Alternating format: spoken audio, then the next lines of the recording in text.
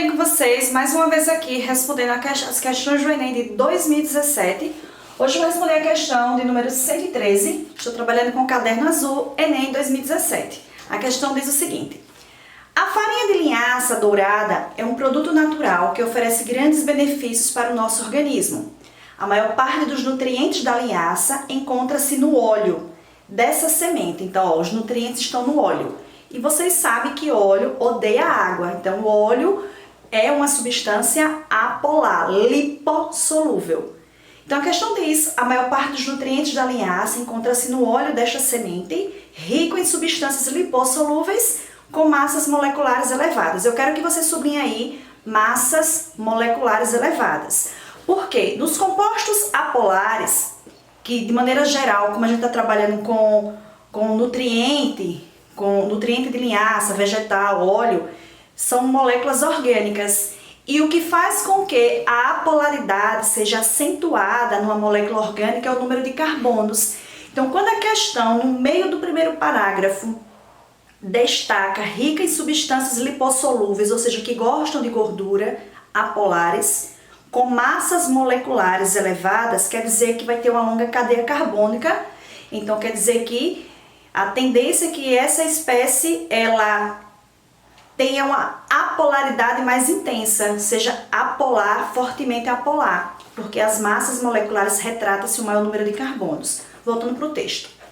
A farinha também apresenta altos teores de fibras proteicas, insolúveis em água, celulose, vitaminas lipossolúveis e sais minerais hidrossolúveis. Então, quer dizer que, de maneira geral, tem muitas espécies químicas que são insolúveis em água e uma pequena parcela que vai ser solúvel em água. Mas o que eu sei é que esse óleo ele é rico em substâncias lipossolúveis e com elevada massa molar. Isso é extremamente importante que você perceba no contexto da questão. Considere o esquema que resume um processo de separação dos componentes principais da farinha de linhaça dourada. Essa questão é uma questão de processo de separação de mistura, mas requer que você conheça também a polaridade das moléculas, tá? Inicialmente, você perceba aí, vou colocar para vocês a imagem, mas vocês têm aí na prova de vocês. Nós temos a farinha de linhaça e a essa farinha de linhaça é adicionado o éter etílico seguido de agitação. O que é que esse éter vai fazer? Esse éter etílico, o éter etílico, é uma molécula.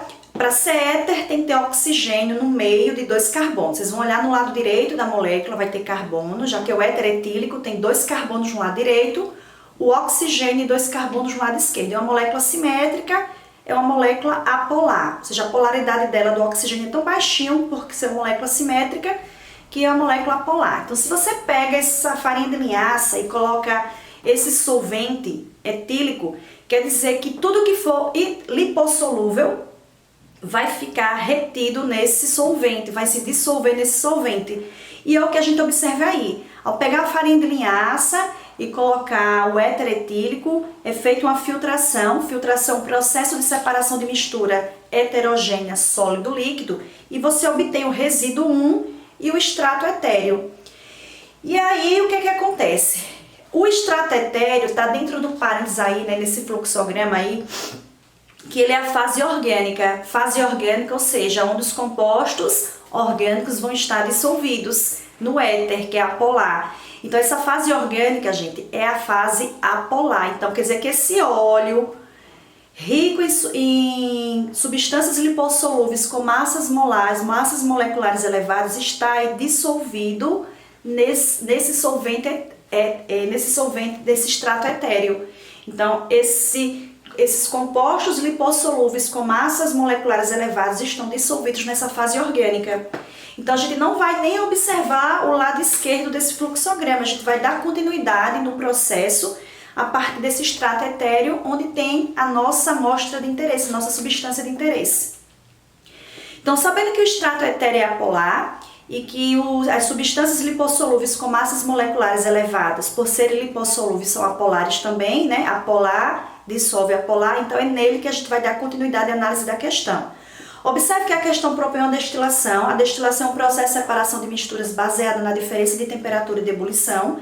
E quando você faz a destilação, observe que a questão destaca que a partir desse extrato etéreo é obtido o destilado 1 e o resíduo 4.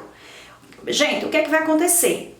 Quando você obtém o destilado significa aquela substância química que evaporou primeiro. Ela evaporou primeiro porque ela tem menor temperatura de ebulição. Então, o destilado 1 é a substância que evapora primeiro. O resíduo 4 é a substância que tem maior temperatura de ebulição. E se ela tem maior temperatura de ebulição, geralmente se for uma destilação simples, esse resíduo ele é sólido. Ele vai ficar geralmente no balão de destilação como resíduo sólido por ter maior temperatura de ebulição. E lá no contexto da questão, eu pedi que vocês destacassem massas moleculares elevadas. Quer dizer que essa minha substância química, ela vai ter uma massa molecular elevada. Isso ou seja, uma cadeia, é um composto que tem uma cadeia carbônica maior, já que são compostos orgânicos. Consequentemente, se tem massa molecular elevada, tem maior temperatura de ebulição. Então, a gente pode concluir que nessa destilação, o nosso resíduo 4 é justamente esse composto de massa molecular elevada. Aí a questão diz, o óleo de linhaça será obtido na fração. Gente, o óleo de linhaça, se ele é lipossolúvel, estava no extrato etéreo e tem massa molecular elevada, tem alta temperatura de ebulição, vai ser o resíduo 4, já que o resíduo 4 ele tem maior temperatura de ebulição do que o destilado 1. Lembre que o destilado sempre é a substância de menor temperatura de ebulição. Então, o resíduo 4 vai ser aquele que tem maior temperatura de ebulição.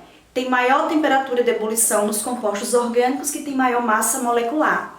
Por isso que o resíduo 4 é o nosso gabarito, que está na letra E, questão 113, Enem 2017, caderno azul. Foi mais uma questão, não esquece de deixar o like aí no vídeo. No próximo vídeo eu vou trabalhar com a questão de número 114, ainda Enem 2017, prova azul. Em breve, volto aqui com vocês. Tchau, tchau!